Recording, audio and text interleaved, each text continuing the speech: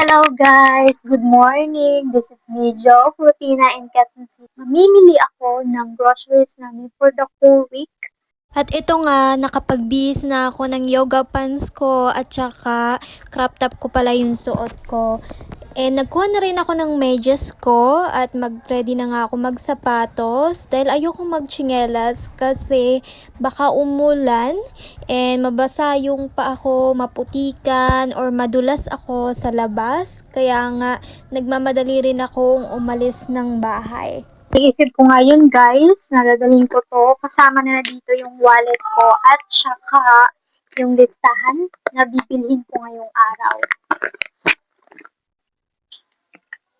So, ito yung black na bag ko na maliit. Lalagay ko lang yan siya dito kasi mahirap kasi pagka dala-dala mo to, ang laki. So, lalagay ko yan siya dito. Sama nung wallet ko at saka nung listahan na bibilhin ko. Excited na ako guys.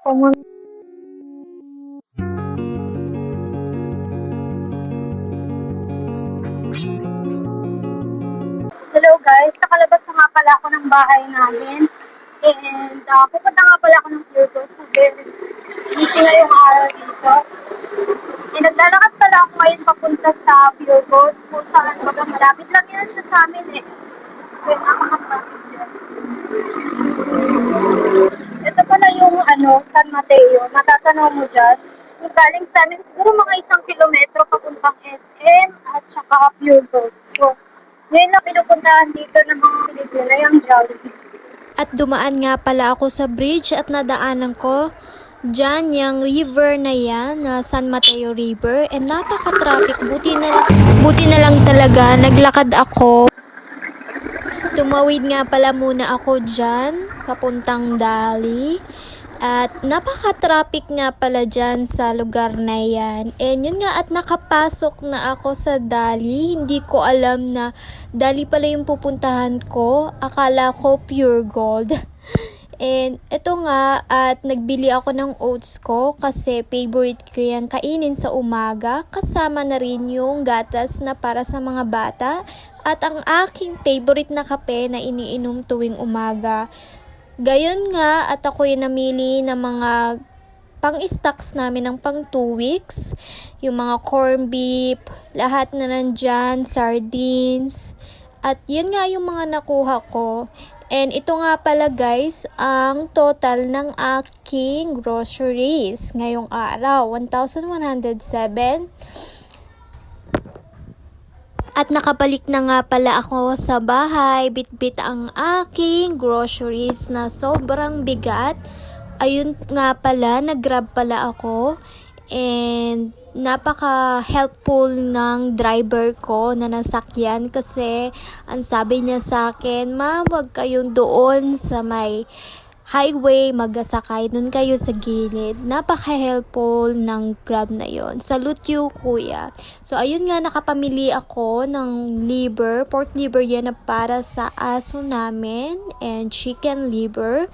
At lahat yan ng mga groceries na yan is para sa 2 weeks. Nagbili rin ako ng mga soy sauce na para tumagal din. Here's the thing, ito lahat yung resibo ng mga pinamili ko. So, nanggaling ako ng SM. Yun nga yung binili kong pork liver at saka atay na worth of 255.85 cents.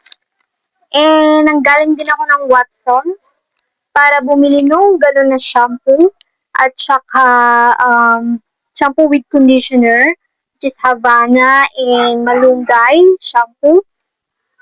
Worth of 636 pesos siya.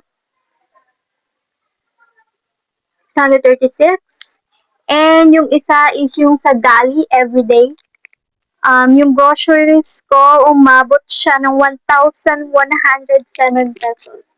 So, yun yung cans na may tuna, corned beef, oatmeal, sardines. Yun yung pangmatagalan. So, ang lumabas lahat, 636 plus 107, 255, and 113 para sa Grab. So, 2,000 2,111. Yun yung total lahat na nagastos ko ngayong araw. So, sa 4,000 ko, yan yung total lahat ng expenses ko. So, ayun nga lang guys, kung magbabudget kayo ng pera nyo, dapat isipin nyo kung ano yung mas tatagal, isipin nyo kung ano yung mga kailangan at hindi masyadong nabubulok. Um, madali mong, madali siyang mai-prepare ng mga bata. Yun lang. And kasi nga wala kaming refrigerator, kaya naisipan ko yung mga pangmatagalan na canned goods yung mga bilhin. So, alam kong hindi siya healthy, pero minsan kasi bumibili ako ng gulay. So, sinasamahan ko lang siya. Kaya, yun lang. I hope nag-enjoy kayo sa aking video ngayong araw. And I hope nakatulong ako sa inyo kung paano mag-budget ng pera, lalo-lalo na at madami tayo sa bahay natin. So, sa mga kagaya ko na family of 4 or family of 3 na earnings are 20 to 25,000 monthly, sana nakatulong ako sa inyo.